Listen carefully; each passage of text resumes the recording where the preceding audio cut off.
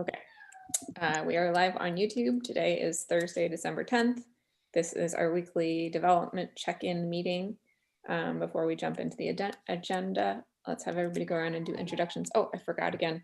Most of you guys have been here before, but if you don't want to be on the live stream, which is happening right now, you can turn off your camera and or microphone and watch that. You can also participate in the chat here if you want to have no record of you being on the internet, that's fine. So before we move into the agenda, let's go ahead and start with introductions. Nate, let's start with you. Hi, I'm Nate Lampton. I'm in Oakland, California, and here just to do the normal run through of everything that's going on in Backdrop. Let's go to Luke.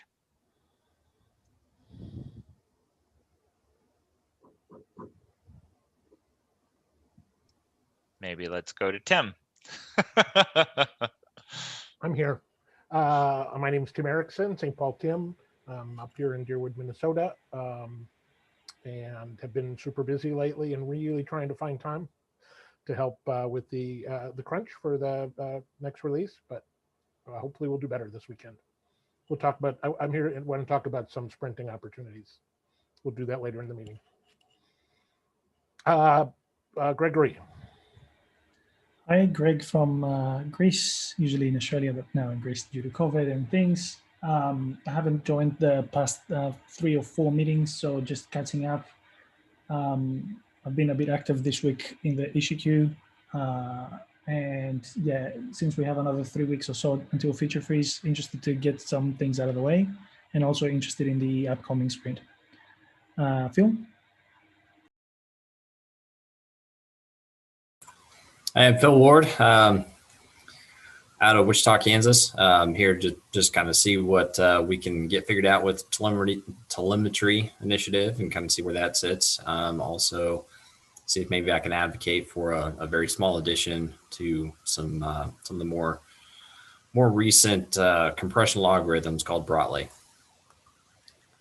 Pass it over to Lars. Oh, hi, I'm Justin Christopherson. I'm in Denver, Colorado, and I just poke with the server once in a while to keep it rolling.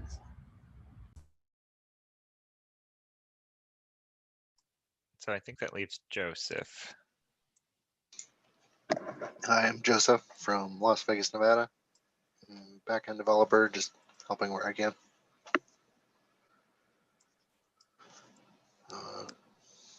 All right. Is that everyone?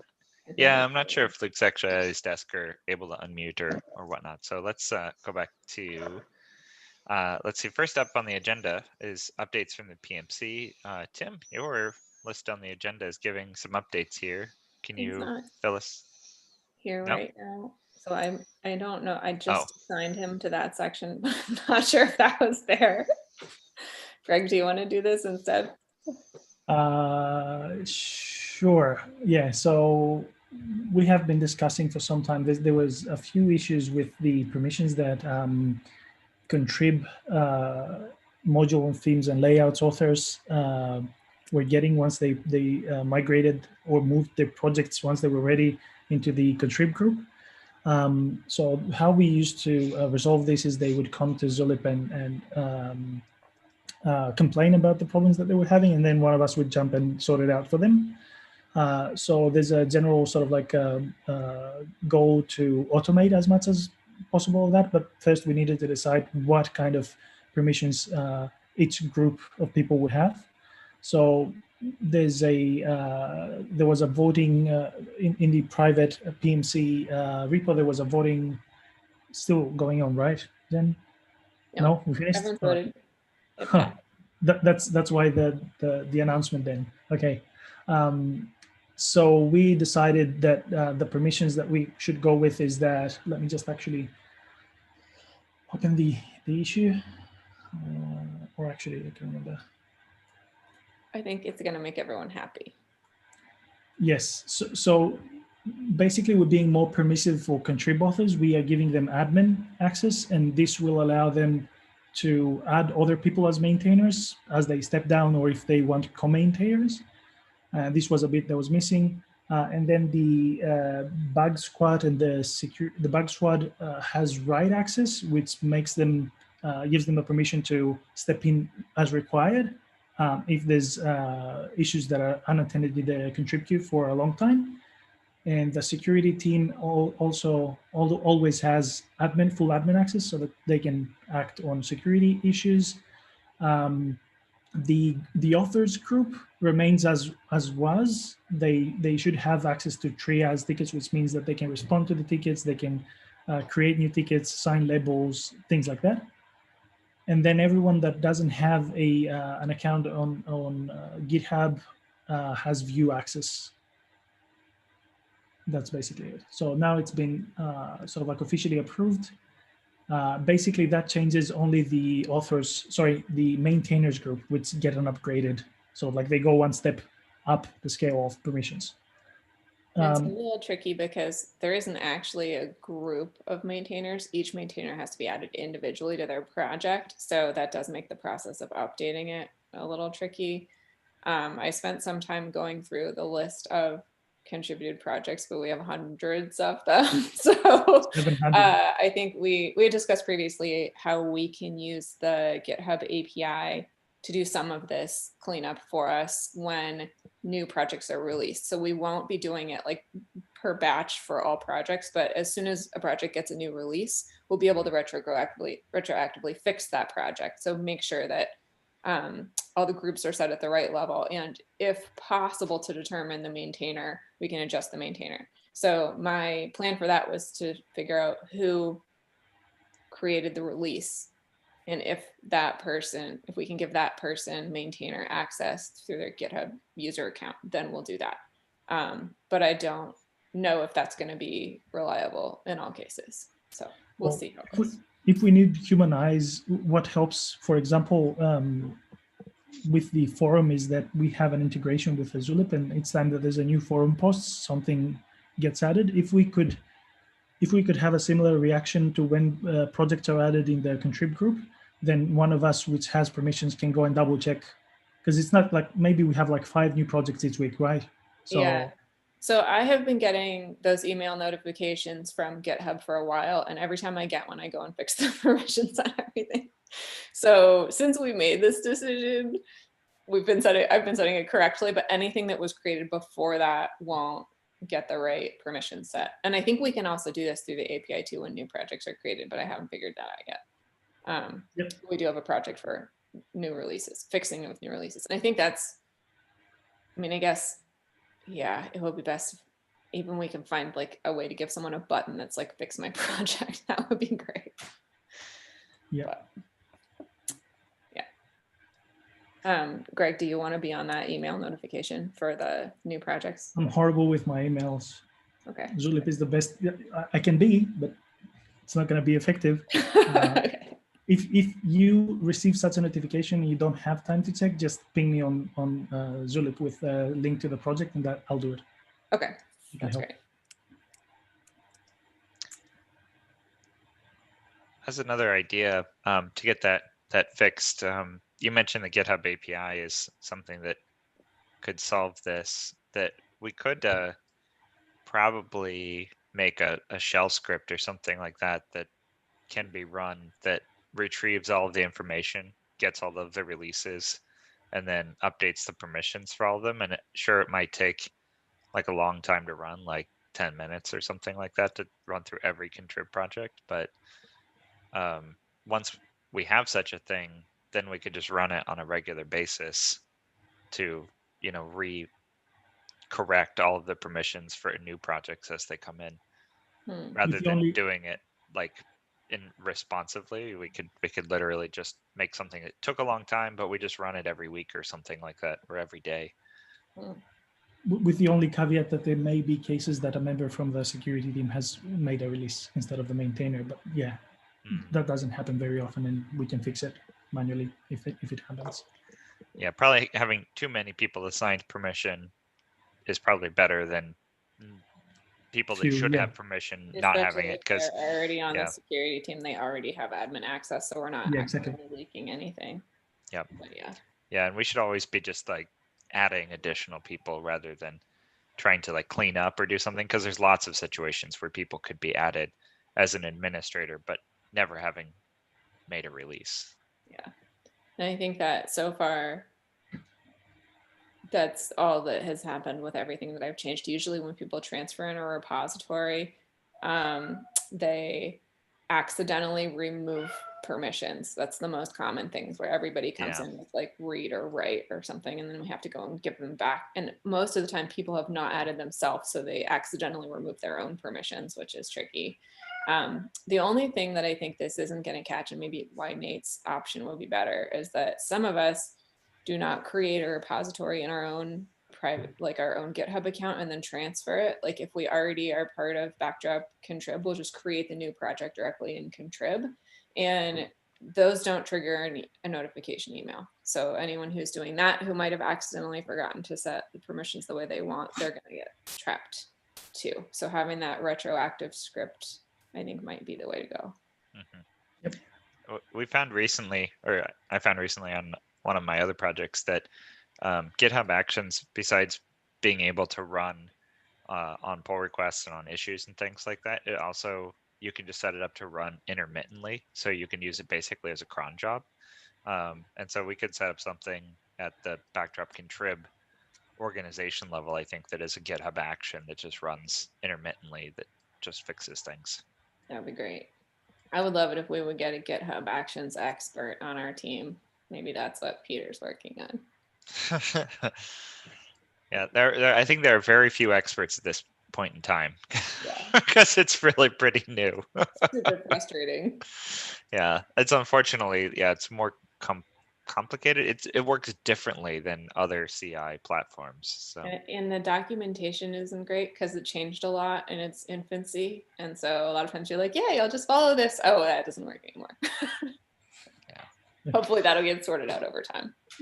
Sure. Well, other than that, are there any other PMC updates? No. Okay. Well, let's run quickly through the project update. The project update, our current version that we're working on is 117.5. That's the next bug fix release.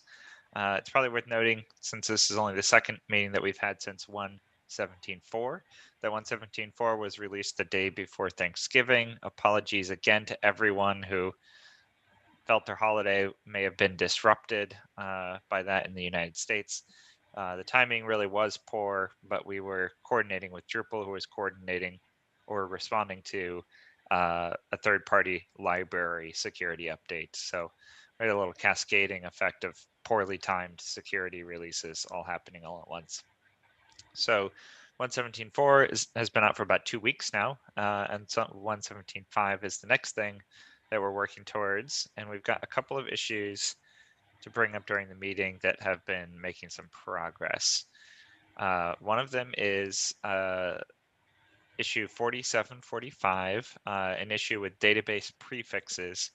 The MySQL 8 support that we added in Backdrop 117.2 makes it so that if you're doing database queries across databases, then that functionality does not work in the newer versions of Backdrop. In particular, this has been affecting Civi CRM users when they install Civi in one database and Backdrop in another. Doing queries across them is not working currently. So that issue is 4745. There is a pull request there that fixes the issue. Lauren this week marked it works for me. There's still some discussion happening about the overall approach that we should use. The pull request that is there is a fix to the Backdrop implementation. There's some suggestions, though, that we adopt Drupal 7's approach, which is a different set of code, basically, to accomplish the same thing. Also, it did make me feel slightly better that Drupal 7, when they implemented MySQL 8 support, they made the same mistake that testing querying across databases was not something that they had anticipated either, but it is something Drupal has always been able to do. So getting it fixed everywhere has been an issue, or has been a priority for people. Next up is field set CSS issue 4766. Collapsible field sets. The CSS for field sets just in general is really difficult, and we caused a regression in a recent version of Backdrop. Actually, hang on. There were a lot of problems with field sets initially, and we fixed a bunch of problems with field sets, and we didn't fix all of them. And so 4766 is finishing the job. That issue has been marked RTBC this week. Indigo, Zella, and Gregory, you guys have been tag teaming back and forth on that one. Do you have anything additional you'd like to say about that issue, Gregory? No, the latest feedback is that there's a spacing issue that comes up in dialogues, like in views dialogues, I think. But that's browser specific. And then Intigozella mentioned that they don't want to touch the code as it is now. And I'm happy to move that to a follow-up. Like, it's a small issue. It used to be a huge gap, but now it's barely noticeable. Like, you have to be looking, not barely, but you have to be looking for it to realize that it's there. So I think it's RTBC and maybe a follow-up to see if we can iron out that detail. Great. Next up is the site gets stuck in maintenance mode when updating modules through the UI, issue 3956. No updates on this issue. It still is marked and needs review. I think I saw that there was a forum post that somebody was encountering this as well recently, so it's something that would be nice to get some eyeballs on. And lastly, the one I want to bring up is setting the max input variables value, or actually warning people about a max input variable that's too low, issue 3824. There haven't been any updates this past week, but the work seems to be continuing to try to make it so that we don't need to make a status report warning about max input vars, but instead try to warn people when forms. Well, actually, that issue needs more feedback. Oh, it needs more feedback. Yeah, because there's a disagreement in the issue as to whether we should warn people before your site fails or warn people when your site fails. And so I would like more people, especially anyone who hasn't seen that, just to weigh in on like how you feel about the warning on the status report. Like, does it bother you? And would you fix your site if you knew it was configured incorrectly, even if you might not hit that problem? So I think that's the issue, is that a lot of people are like, even though my site's configured incorrectly, I would much rather run the risk, or maybe I wouldn't be able to make the change as required. And so I don't want to see I don't want the site to tell me there's something wrong with it. And so I would love some feedback from people who work with the status report page on how you feel about warnings. Like, what does it mean to you that there's a warning? I have no problem ignoring them when I need to, but I don't know if that seems to bother other people. So Jen, while at it, like, if you have some spare time over the weekend, there's conflicts with HD access. So if people want to spin that up locally, it might cause them problem. If you want to fix that up, and it will help with, like, the PR sandbox doesn't spin up. Okay, I can fix that. Yep. Okay, those are all the items I've got for 117.5. There's some other issues in the agenda, but there haven't been updates on them. So we'll skip right on to the next minor version of Backdrop, which is 118. 118, the feature freeze is at the end of this month. It'll be coming out January 15th, 2021. Let's run through the items that we've got here. Exposed file name filter for the media library dialog. This is issue 3293 that Lauren is advocating for this issue. Mostly this involves a bug fix of some kind that we need the ability to be able to add an Ajax exposed filter into the media library dialog. And there seems to be a problem with that. Once we get that figured out, we'll also enable it by default for new installations of Backdrop. We got a new contributor this week, El Muche, which just signed up this week, apparently, on GitHub, just to post a comment making some suggestions about how we can solve this problem. So that is super awesome. Welcome to the Backdrop community. We're really happy to have you, and thanks for signing up for a GitHub account just to post those suggestions on how we can fix that problem. So that's really awesome. So it's possible, wait, there hasn't been any other updates after that comment, but if we follow those suggestions that were made by El Muche, possibly we'll be able to get that issue rolling a little bit. Next up is adding a setting to the menu block to the menu block for changing the breakpoint at which the hamburger shows up. Issue 4663. BW Panda is the advocate for this. There's been a lot more activity again on this issue. I'm not sure if this was Peter who actually updated this in the agenda here, but there's been several reviews from Jen Lampton and Indigo Zella and new updates from BW Panda. Yeah, continuing to work through this issue. Let's see. I haven't checked in on this. It looks like Gregory, you've been active most recently. Can you give us an update on this? So yeah, all right. So I've been sorry, I was typing further down the basically, yeah. So I'm the main pain point there. So everything works as expected. We need a final code review. There's a new setting that is being introduced, and I would like to split that up. That was the latest. It can be a follow-up. I don't want to be a pain.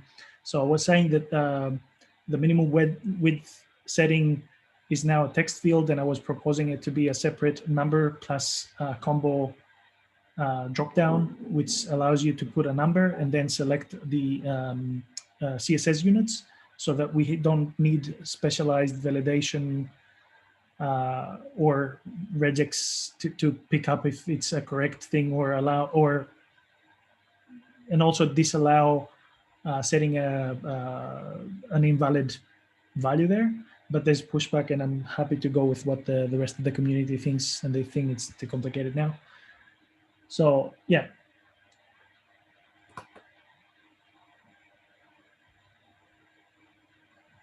You're muted, Nate, by the way. No. Sorry about that. All right, so yeah, great. If other people from the community, like, they're enthusiastic about UX and UI, Zen, I'm looking at you, by the way, as well. When you get a chance, if you look through that and chime in, and then we can sort of like resolve the discussion and get it done. Cool.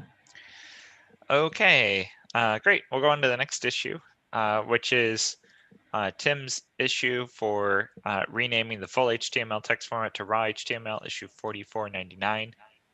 Tim, are there any updates this week? Just what I typed in the agenda. Last week we talked about this, and we seemed pretty comfortable and optimistic that we could change the machine name without any problems. And then Nate, you did a search of all the contrib modules and found a bunch of contrib modules have tests that rely on the existing machine name for the text format. So, and my reading from your comment was that meant we probably shouldn't change the machine name. Is that right? I intentionally didn't say anything about like I approve nor reject this, change. I just wanted to put that data out there, which, yeah, I was definitely implying though that there would be some breakage if we were to change the machine name. Yep. I mean, I don't know what the real world impact of that would actually be, which might be pretty negligible. But so then the decision is, well, do we go ahead and change the machine name anyways? Which I think we could, but we would just have to, or do we, because this is not going to affect users, right? It's only going to affect developers, and only those running a limited number of modules with tests. Not necessarily developers, site builders, right? Because it was filed, it was raised as a UX issue. But the problem is the problem with tests is not going to affect site builders. Yeah. Okay. That's what I was referring to. Yeah, sure. Yes. No, that's my point. The end issue is primarily going to affect site builders. But yeah, so can we or should we change the machine name? And do people feel comfortable changing the display name if we don't? And I've gotten the sense that people don't love the idea of changing display and not the machine name, but I haven't heard anybody, I don't think anybody sort of said it, we can't do it. Mhm. So feedback. I don't like the discrepancy between the developer and me doesn't like the discrepancy between the actual name and the machine name, but the UX fanatic in me wants to get things fixed for end users. And yeah. Does the developer in you care if we break a bunch of tests in contrib modules? The PMC in me says that we shouldn't break people's sites. Okay. The No, PMC it's not member in me. like, it's just the developers Right. testing. Yeah, we wouldn't be breaking sites. We would only be breaking tests in Well, contrib modules. That's not totally true. There's Okay. some modules that actually like include like okay. defaults that say full HTML is my default text format for Okay. some settings and stuff like that. So Okay. it's not just tests, it's mostly tests, but there's like maybe 5 modules that also Okay. have full HTML hard coded in some place or another. It's not a test. What A if good way- we change the UI now and create a follow-up issue for Backdrop 2 to change the machine name?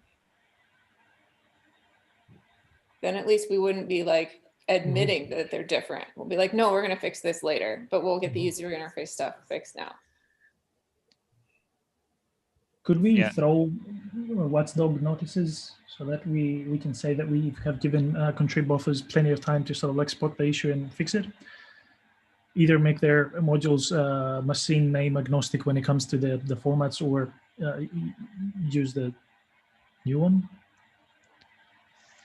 Is it possible for both to live in the same space, to have the old and the new, and then basically kind of phase out the old, so give people time to switch over to the new, but still be backwards compatible with the old machine name, and then it's like on this date we're going to kill the old machine name?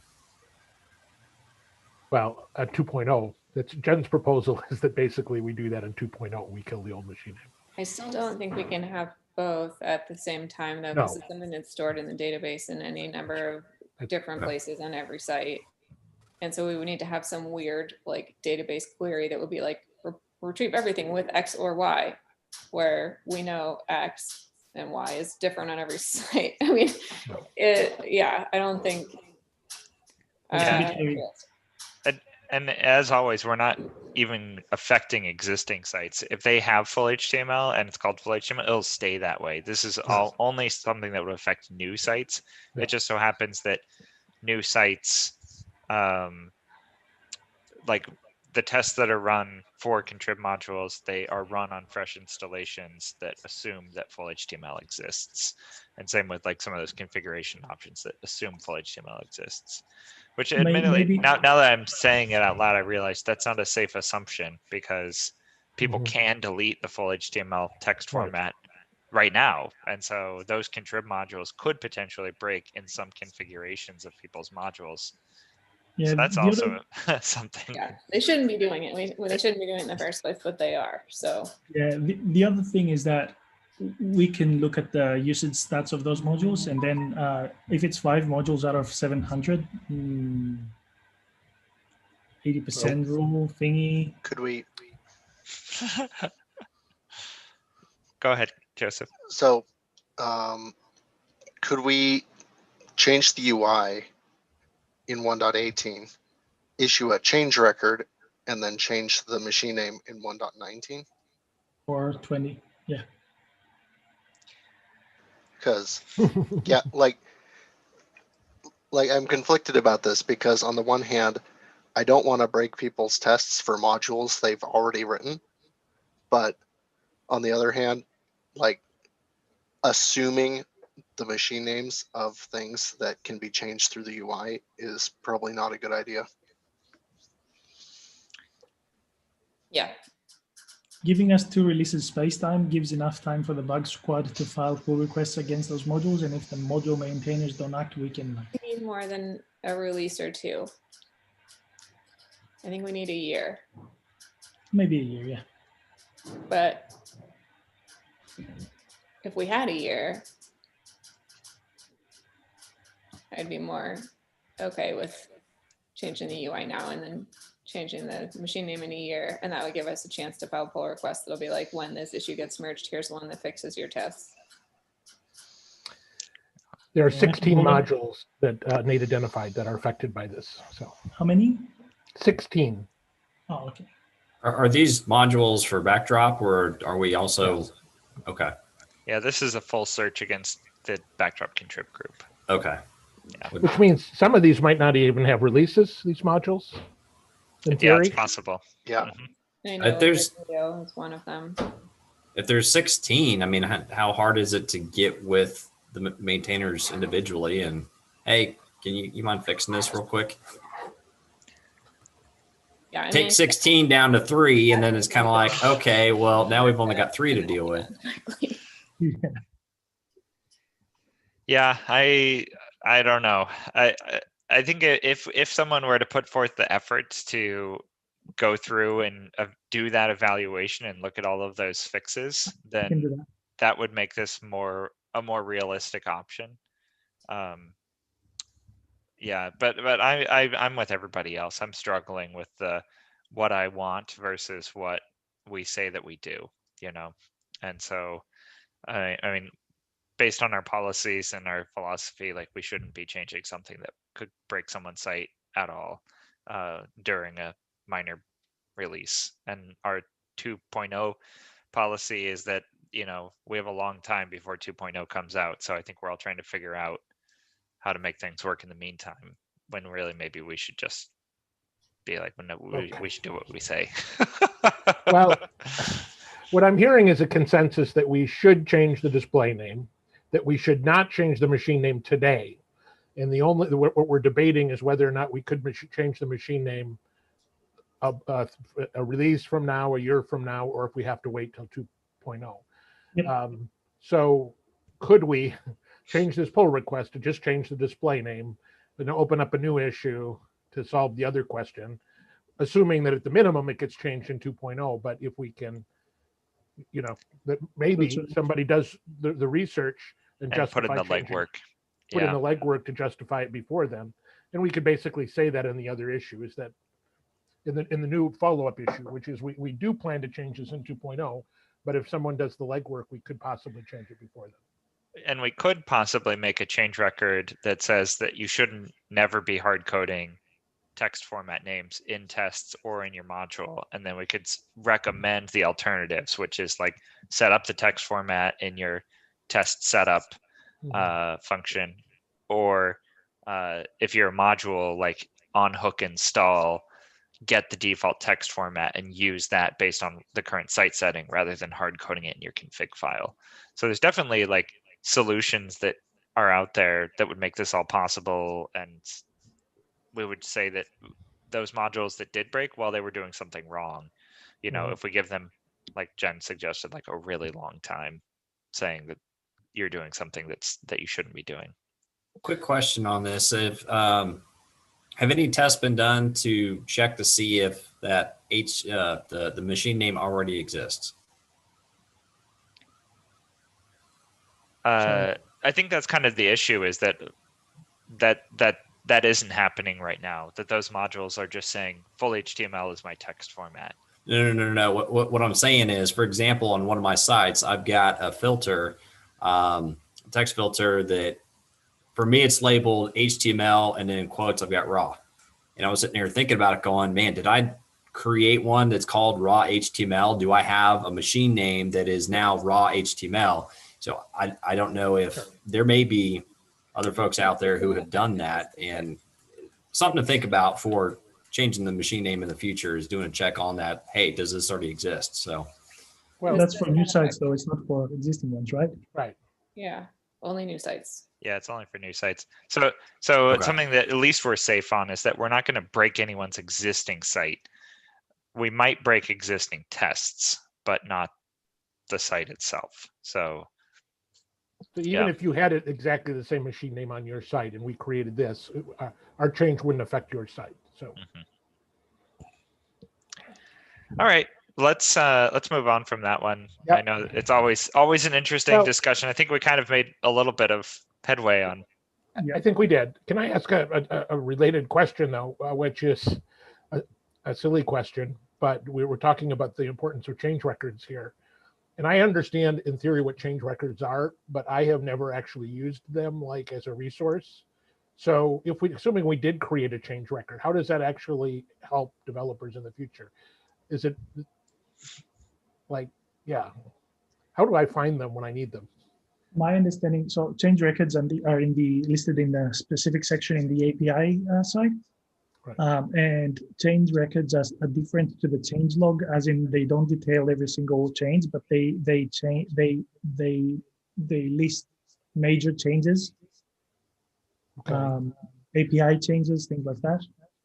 So are good developers just sort of watching and monitoring change records, or is that Yes, something you go to? Usually the process for a not good developer, like I don't watch change records, is that like I'm working on something on one of my own modules and something breaks, and I'll like take a string off of my broken website and I'll plunk it into the search box on the API site.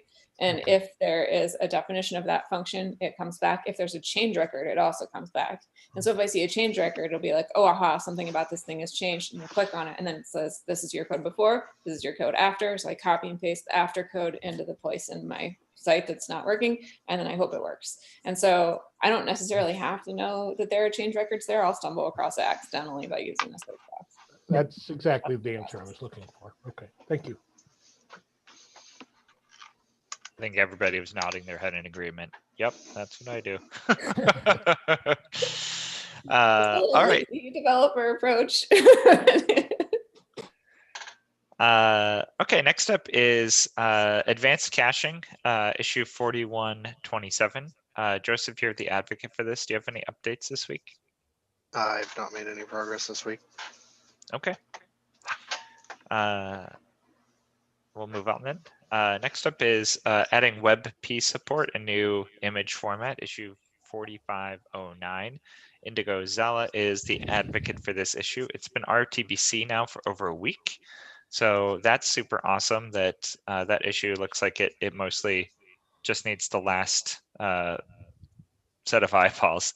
Sorry, Justin, I couldn't tell whether or not you were showing us your daughter or your pie that you're eating. So,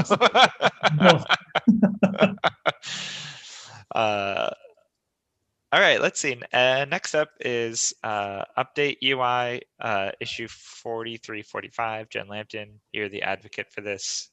Any updates? No progress. And this is also something that's happening in Contrib. So I'm not sure the value of talking about it every week. Okay. Other than it's a good reminder for me. Okay, and next up is Brotli support for CSS and JavaScript compression. Phil, okay, you're still here. I saw that you're interested in this one, possibly becoming the advocate for it so that we can start bringing it up and mentioning it during these meetings. Does that sound possible? Yeah, it's basically a very small fix that needs to happen in the htaccess file. And I know we all hate when there's htaccess changes because that means you literally have to touch every single site that you deal with. The nice thing is that if your hosting platform does not currently promote Brotli as the compression method, it doesn't affect you to not add the change. And for kind of a quick backup to explain what Brotli is for those of you that don't know. So 1992, gzip came out. And from 1992 until 2013, it was the de facto for the compression algorithm. 2013, Google came out with Brotli as a contender, as a faster, smaller file size alternative to gzip.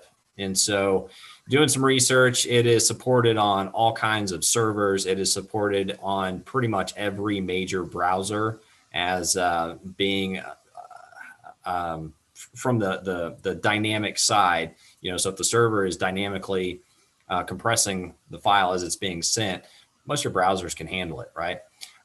So what we need to do here is the same thing we've done with gzip, and basically say that if the server is using Brotli as the compression algorithm to serve content, to serve assets, then we need to not double compress the Brotli stream. So in the issue that I created on this, there's a little bit of back and forth. I believe the gentleman that I was kind of going back and forth with, I don't think he fully understood what I was trying to accomplish with this. And so he was kind of advocating, well, why are we trying to add for, all these different compression logarithms? And my thought is we need to add them. So Z standard, which is by Facebook, that's another contender in this space that does not have browser or server exposure yet, but it may come up, down the road. So that's something else we may need to look at and say, hey, yes, we need to add this for Z standard if hosting companies start to provide that as the compression method. So anyway, it's very small change in HT access. All we need to do is basically tell the HT access or tell Apache, don't double compress the gzips files, the CSS and the JavaScript, just like what we're currently doing with the gzip. So it's a small change. I don't know how to create the pull request in GitHub since I'm not a coder by trade. So basically, what I'm requesting is somebody can kind of come in and say, oh yeah, that's easy fix. I can get the pull request done, and I'd like to see it come in fairly soon. It does affect new sites that are on newer hosting platforms. I believe it's Cloudflare. I think they're pushing Brotli by default. So, for new users that are new to Backdrop, or this affects Drupal as well. But you put this out on the site, it'll flat out break the site. Your themes just don't work. And it's kind of like, why are my themes not working? Well, it's because of this double gzip problem. Got it. I was about to say that it actually causes issues with new installations, and it's another similar issue to the MySQL 8 support. So this is actually a bug, that if your web server is using Brotli, you can't install. Then Backdrop has some problems. Yeah. Right. Yep. And so this isn't really even adding Brotli support. It's literally just making it so that the CSS and JavaScript compression that we're doing right now doesn't conflict with Brotli if your server has it. Right. And so, yeah. Yep. You're right on all counts here, Phil. And this doesn't even look like it's difficult. It's, just a couple of lines. So yeah, looks great. And I also think it's nice that, sure, people will need to update their htaccess files. You're totally right. People don't like updating those things. However, if they don't update it, it's probably not an issue for them, on existing sites. So this would be something you'd probably only encounter if you're doing a new install of Backdrop or moving your site to a new host or something like that. Correct. Yeah. And if we get the HT access change for the minimum input vars in, people are going to change their HT access files anyway in this release. So it might be a good chance. To do them all at once. Yeah. Yeah. Sounds great. This doesn't need to be a 118 issue. This should be in the 117.5 issue, because it doesn't have any API issues. It's a bug fix. And we can make htaccess files in bug fix releases if they are indeed fixing bugs, which this is. Good. Although, could we argue that we want to double up the HT access stuff and release them at the same time? So if the next bug fix release comes out before the next major release, we might be needing, or is the other fix going to be in the bug fix release? Yeah, I was about to say that if we move both fixes, because we're really close now, if we move both fixes in 118, not because they're bugged, not because of the nature, but because they're touching HT access, maybe we wouldn't have to discuss about these things. Yeah, and I'm gonna need to double check this, but isn't the other HT access change that we're thinking about making like PHP 7 support for? No, the other one again is dealing with an issue with servers that have low memory. The min input vars thing is when you have a lot of checkboxes, say in a form, and you hit the PHP limit. Right. But I think that we already made that change to HT access to increase the max input vars. It hasn't been a release yet. Really? Even though we had a release 2 weeks ago? I don't think so. Okay. Okay. Well, in any case, there's a really good chance that the next bug fix release and the next minor release are going to be the same thing anyway. Yeah. So Yeah, exactly. That was what you put it in better words. That's what I was trying to say. Okay. Well, I just suggest that we keep that in mind, that we reduce the number of HD access updates if we can, without Yep. too much stress. Yep. All right. Let's see. And a new one here that has been added to the agenda: merge all of the update core module theme layout pages into a single page. Gregory, you're the advocate for this one. Yep. Status? Yeah. So I'm pretty close, like 99% close to a PR. I'm trying to ignore my OCDs because we're doing we have inherited horrible things from Drupal. So I'm trying to get the minimum things fixed so that this can work. I currently have only a screenshot from my local, but I'm almost there. And over the weekend, I'll file a pull request and request for feedback and testing. Yeah, and there's going to be a lot of follow-ups. That's what I'm saying. So Great. Well, looking forward to it. there's inconsistencies in function names that do things for modules, themes, and layouts. Some of them are helper functions. The other ones are proper functions. Anyway, a lot of things to be fixed. You can put that at deprecated doc block to use. Okay, let's see. One important thing is that I saw is that the function that retrieves the helper functions that retrieve the available updates for separate project types, like the themes, modules, and layouts, they repeatedly do the same thing for core. So there's an unnecessary, anyways. So, but it's not. It's scope creep for that. But it was right on my face when I was fixing things. But yeah, I'm not like gonna, code duplication, just the same thing. Yes, like functions running. It's already expensive function, like checking for updates, and it's doing again the same thing for core. But yeah, anyways, it's gonna be follow-ups for that. Okay, well, that's it for the 118 issues. We also have initiative updates. I think well, Luke is here as well. Maybe we should just ask you first, Luke. Anything on ready to wear? We discussed that in a previous meeting. Oh, okay. Yeah. Sorry. No. No. But believe it or not, there is. Okay. Go ahead and say. I'll do the quick version of what we did, a more extensive thing in the outreach meeting. But the short story is we had a meeting on Tuesday to sort of shuffle around and see how close it was, and with a little bit of sort of aggressive scope management, we took what had been a pretty amorphous, unmoving blob of vague ideas and peeled off a bunch of things that had just been done already since we've been kind of looking at it. Just people have gone and fixed things, and pieces that we could push to later MVP, and arrived at a perfectly reasonable MVP we're half done making, which is basically going to be just a website running on Simplo that answers that ready to wear question of how do you create a backdrop site without having to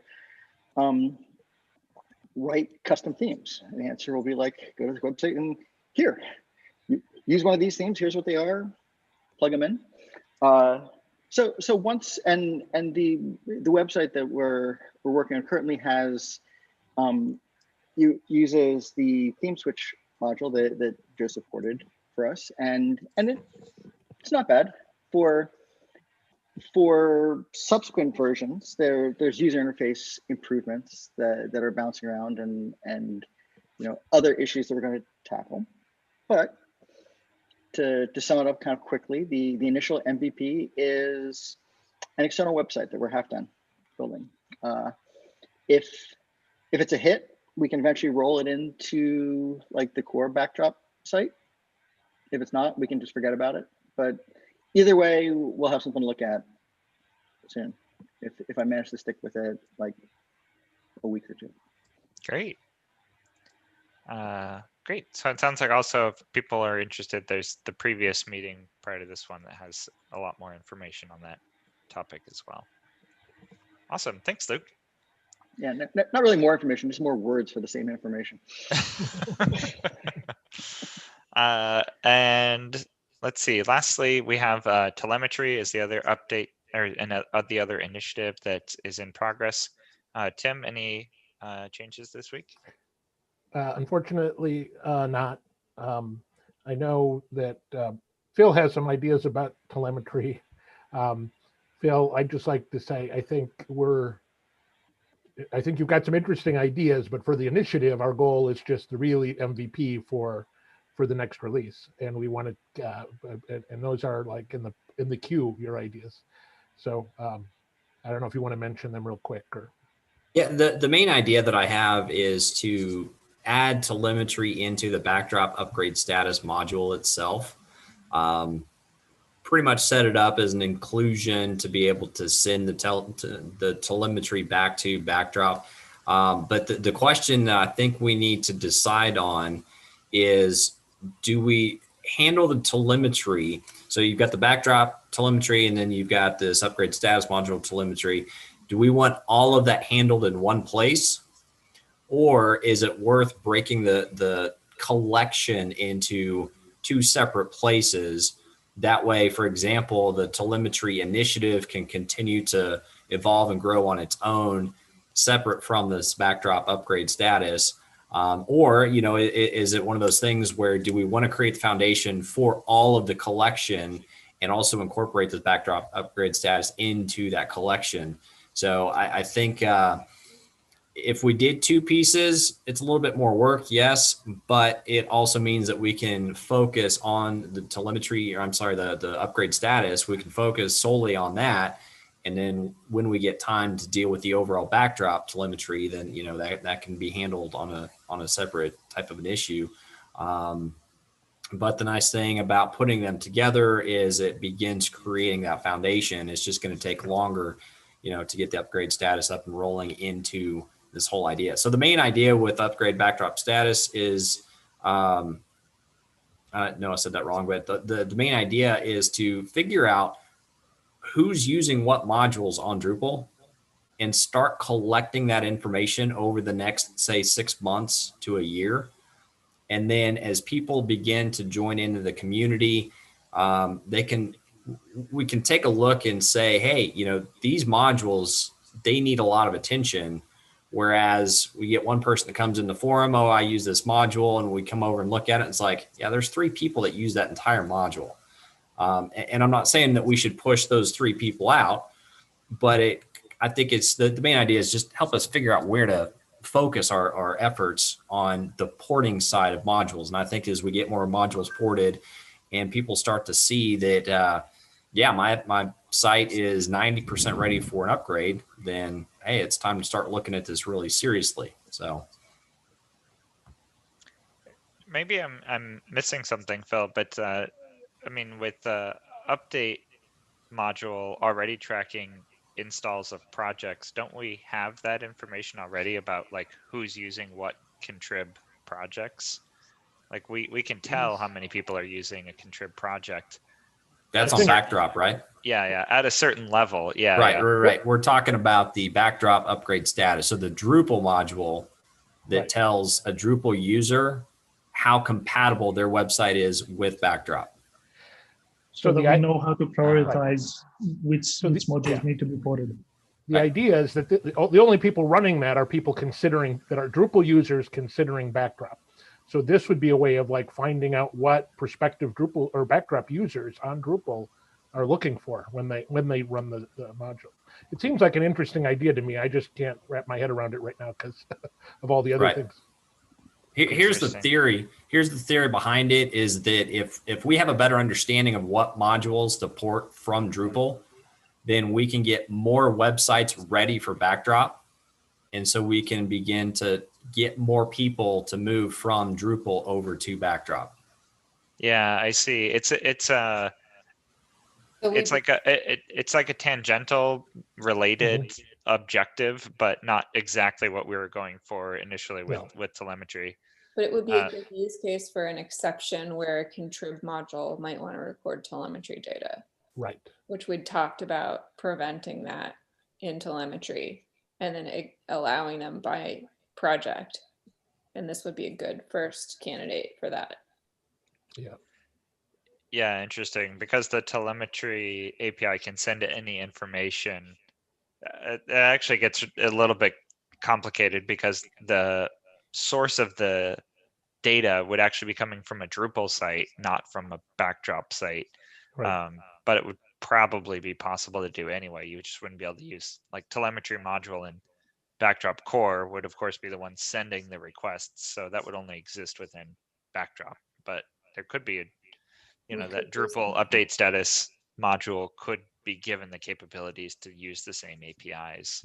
Or we could put that code in the upgrade status module rather than communicating with Drupal. It would take all of the data and communicate it to backdrop. Right. Right.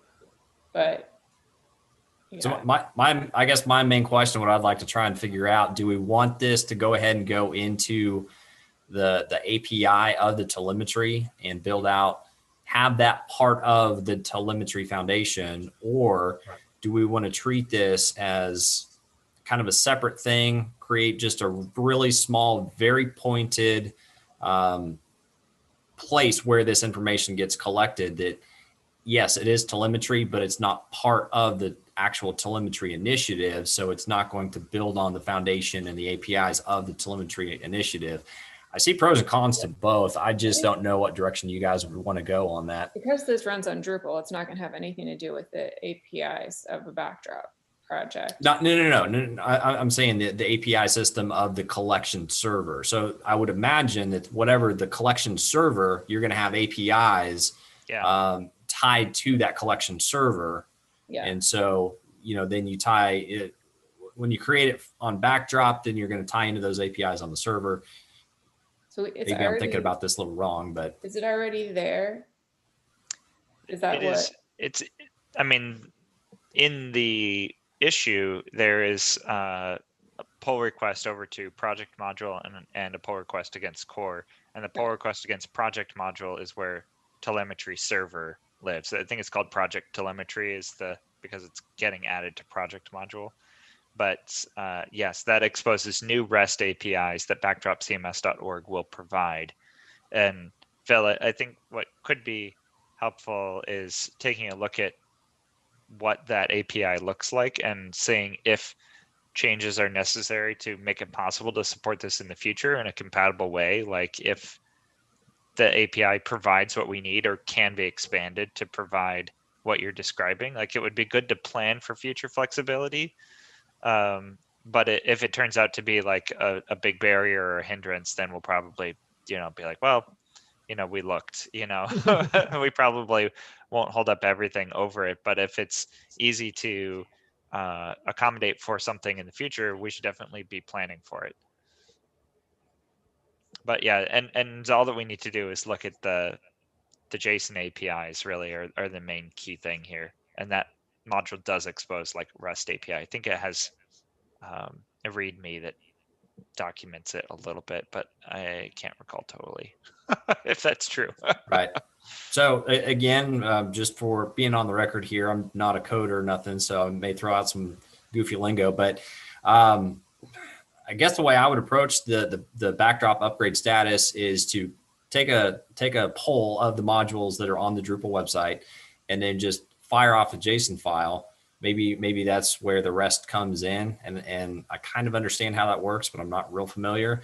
But basically, we just send a JSON file over to the collection server and just upload that file. And from there, it's like, okay, we're now going to extrapolate what's in this JSON file and then put it into a pretty table so we can look at it. I mean, really, that's, I guess, the kind of cut and dry of what I would envision this thing to do. So I don't think it'd be hard to implement, but I guess it's just a matter of whether or not it's something that we do want to do. It's part of the outreach, really, is what it comes down to. Getting in front of more Drupal users, collecting information so we can make better informed decisions on the backdrop side, so that we can try to get backdrop more to a migration status for these Drupal users. And, instead of a year and a half out, hey, we got a bunch of these ported, and now we can get a whole bunch of websites over in one fell swoop because a lot of these have been ported. So yeah, and it's not only contrib. There's features that we are discussing that are currently in contrib in Drupal 7, but we have issues on our queue for inclusion in core. So we might need to prioritize that if we realize that a lot of sites have those contrib modules. right. The ones that are potential to switch over. Okay. All right. Anything else, Tim? Nope. Okay. move on. Yeah, we're running really long here, so I want to kind of wrap things up. Sure. Last thing I'd like to discuss on the call, or at least on the video, is sprints. And Tim, you're also our point person for organizing Yeah. code sprints for the next couple of weeks before code freeze. Anything you'd like to say?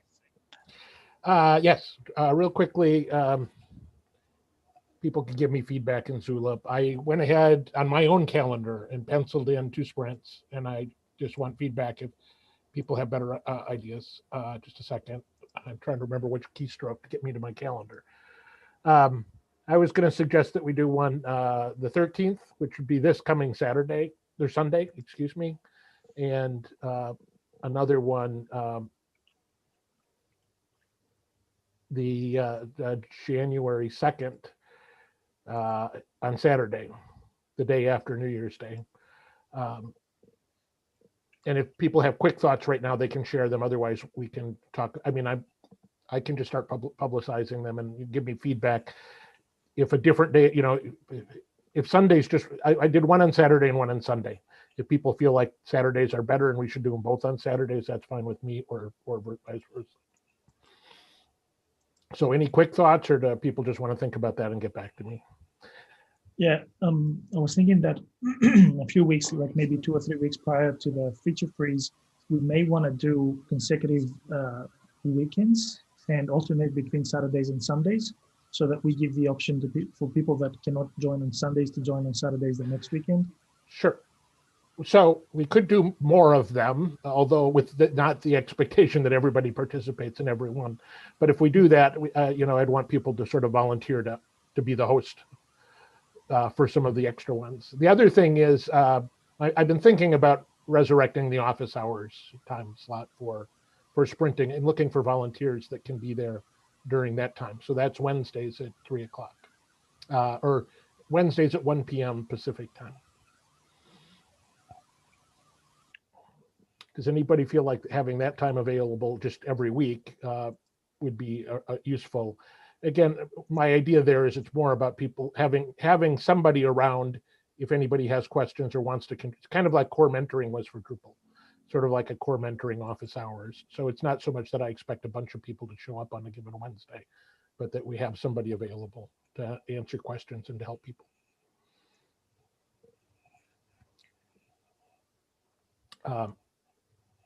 I think it's a positive thing having the regular hours, and separately, I like the schedule you proposed of the first one being on Sunday and then the next one being on Saturday. Okay. And that one January 2nd, the Saturday one, is preceded by Friday, which is also a holiday, January 1st. So and then preceded by another, or followed by another day, Sunday the 3rd. So I think that's a great day to do. I like your schedule. Okay. Good. I'm just going to, actually, I think I already just put these things on the backdrop Google Calendar, which only Jen and I look at, but I will publicize them more widely, get them on backdrop.org. And yeah, again, they're an opportunity for folks to come. People can obviously sprint whenever they want. And I think that final weekend that probably some people will be sprinting all weekend, but by picking a focused, a focus day, that'll be helpful for some people. So. Yep. Exactly. On this similar topic, we did I just like some quick feedback if I should do this again. It's in Zulip. last release cycle, I did a blog post saying help wanted for the 1.17 release and gave everybody the opportunity to say, here are my favorite issues. And the response to that idea was pretty enthusiastic. We published it, we unpublished it after the release because the data seemed kind of old. And I just want to know if people feel like that's worth trying again. I don't know if it had much of an impact on anybody, but I have a draft blog post ready to go. Does anyone object to trying that one more time and seeing? Okay.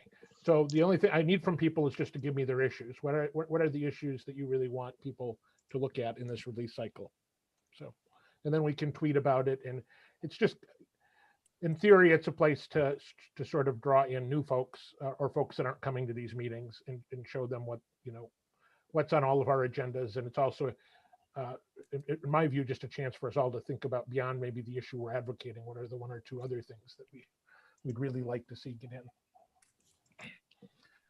Okay, that's all. We don't need to discuss that any further. Just ping me on Zulip with your issues. Okay. I think that's it. Justin, I think we still want to talk about server stuff, but we can do that after the official meeting ends. You guys have anything else you guys would like to talk about before we close? Okay. Well, thank you guys all for joining. Really appreciate presence here today and all of the feedback and all of the work that's happening.